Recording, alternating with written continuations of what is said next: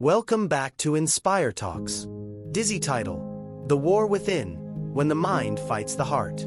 They say the greatest battles are not fought on battlefields, but inside us, between what we know and what we feel. This is the story of Arif, a man who lived his life by reason, until one woman taught him the language of the heart, and one choice changed him forever. Arif was the kind of man people admired from a distance. Calm, focused, disciplined. He woke up early, followed routines like clockwork, and believed that emotions were beautiful, but dangerous. He had built his life like a fortress, strong, safe, and silent.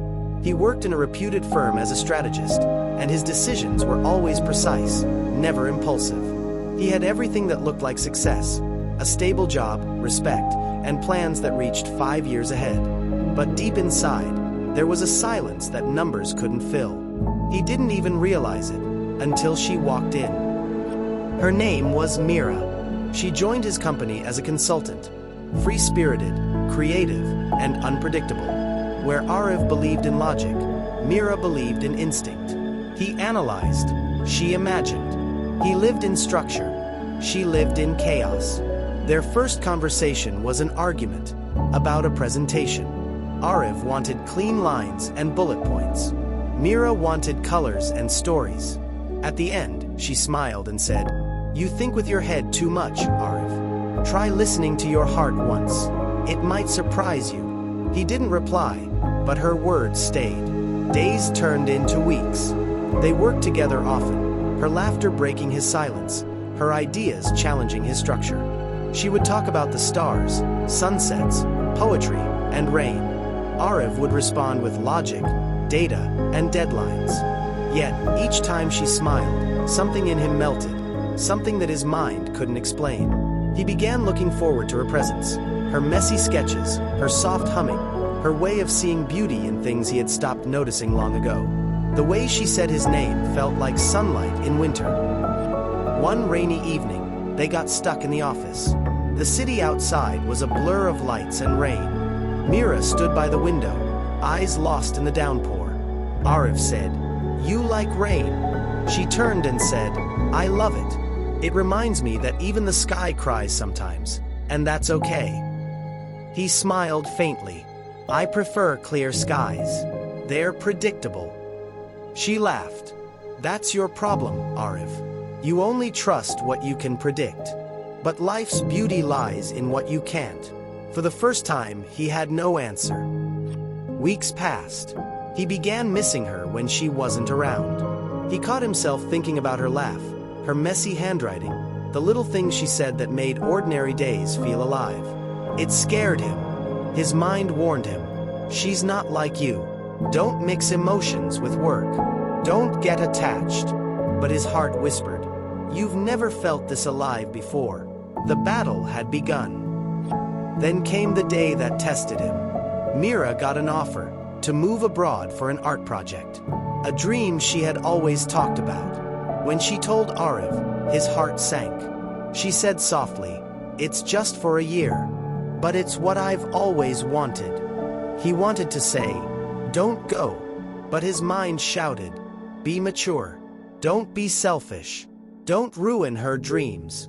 So he smiled, that quiet, controlled smile he always wore, and said, "You should go.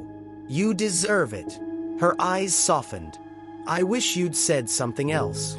The night she left, Arif stood by his window, watching her cab disappear. His chest ached, but his mind kept repeating, "You did the right thing."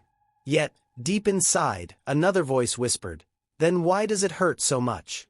Days turned to months. He buried himself in work, but everything felt empty. The coffee tasted dull. The rain felt silent. The world had color, but he had turned grayscale. He tried to move on, but his heart refused. He realized he had spent years mastering control, but never learned how to feel. And now, he missed the one person who had taught him how. A year later, he visited an art exhibition with a colleague. As he walked through the gallery, his eyes froze on a painting. It showed a man standing in rain, half his face bright and alive, the other half cold and gray. Below it, a quote read, The heart doesn't make you weak, it reminds you you're human. And below that, a signature, Mira, his eyes blurred. At that moment, the war inside him ended. He finally understood. He hadn't lost Mira to distance.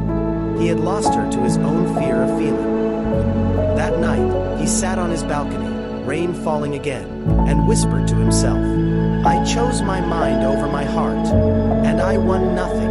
He realized something profound. The mind protects you from pain, yes, but it also protects you from love, from joy, from living fully.